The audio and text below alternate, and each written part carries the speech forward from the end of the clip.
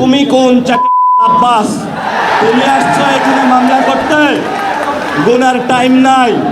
আপনার পুরা সম্মানের চাদর খুলে বুড়িগঙ্গায় নিক্ষেপ করবে। এই যে আমার নামে আজকে একটা মামলা হলো, মানহানির মামলা। ওই ব্যক্তি চাঁদাবাজি করে, সন্ত্রাসী করে। এমন লোকের কোনো মান থাকতে পারে না, যার মান আছে তারই তো মানহানি হয়। মামলা করেছে আরেকজনকে দিয়ে, গোপনে গিয়ে হলো সাক্ষী হিসাবে উপস্থিত হয়েছে। এগুলাকে আমরা বলবো গুপ্ত।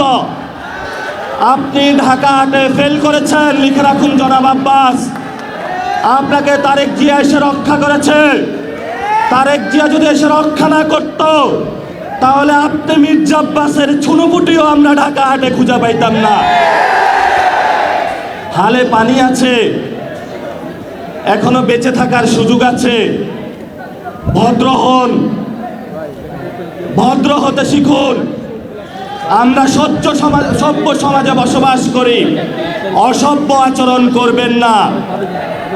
অসভ্য আচরণ যদি করেন, কিভাবে আপনাকে সভ্য করতে হয়, আপনাদেরকে সভ্য করতে হয়, এটা আমাদের ভালো করে জানা আছে।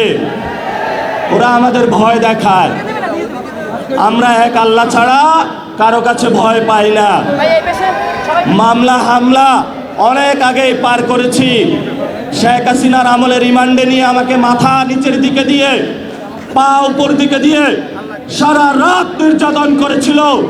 কখনো আপোষ করার চেষ্টা করি নাই। তুমি কোন আব্বাস? তুমি আসছো এখানে মামলা করতে? গুনার টাইম নাই। সিনিয়র সিটিজেন আসেন, সিনিয়র সিটিজেন আসেন। আমরা সম্মান করতে চাই, কিন্তু নিজের সম্মান যদি না রাখতে পারেন, তাহলে এই যারা ইয়াং জেনারেশন আছে, জেনজিরা আছে, আপনার পুরা সম্মানের চাদর খুলে বুড়িগঙ্গায় নিক্ষেপ করবে। আমরা ধৈর্য ধারণ করতেছি। আমরা শান্তিতে বিশ্বাস করি, আমরা গণতন্ত্রে বিশ্বাস করি।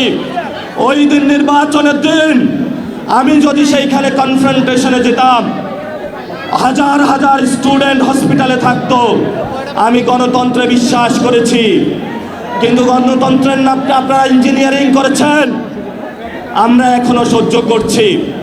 দ্রুত রিফর্ম অ্যাসেম্বলি করেন, দ্রুত বাংলাদেশের সংস্কার বাস্তবায়ন করেন, দ্রুত বাংলাদেশের শহীদদের বিচার বুঝিয়ে দেন, আহতদের বিচার বুঝিয়ে দেন, শহীদ ওসমান হাদি ভাইয়ের বিচার বুঝিয়ে দেন। ধর্ষণ বন্ধ করেন। নরসিংদীতে গতকাল একটি ধর্ষণ হয়েছে।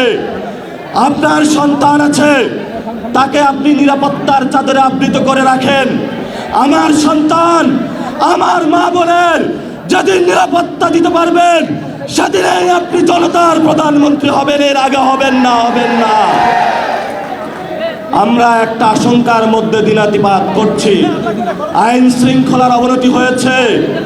এই বরিশালবাসী আওয়ামী লীগের অনেক নির্যাতন সহ্য করেছে। শেখ হাসিনার আত্মীয় স্বজনকে তারা বসিয়েছিল এখানে, কিন্তু বরিশালবাসী অগ্নিজরা বক্তব্য, রাজপথে লড়াই করে এইখানে যারা আব্দুল্লাহ গং ছিল সকলকে ইন্ডিয়াতে বিতরণ করেছিল। বরিশালবাসীর সাথে কেউ পাঙ্গা নিতে আসবেন না। বরিশালবাসী পানিতে সাঁতার কাটে, সংগ্রামী জীবন।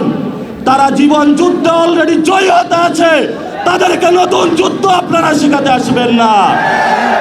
লড়াই চালাবেন, আপোষ করবেন না। মাছে ভাতে বাঙালি, জমিতে যেয়ে আমরা ধান চাষ করব, পুকুর থেকে মাছ উঠাবো। আমাদের ইন্ডিয়ান কোনো কিছু প্রয়োজন নাই। বাংলাদেশে পর্যাপ্ত জিনিস আছে। মান মর্যাদা নিয়ে বাঁচবো। স্বাধীনতার প্রশ্নে কারোর সাথে আপোষ করব না। সংগ্রাম চলবে, লড়াই চলবে। বাংলাদেশ মুক্তি পাবে। সবাইকে সেই সংগ্রামের আহ্বান জানিয়ে আমি আমার বক্তব্য শেষ করছি। আসসালামু আলাইকুম ওয়া রাহমাতুল্লাহি ওয়া বারাকাতুহু।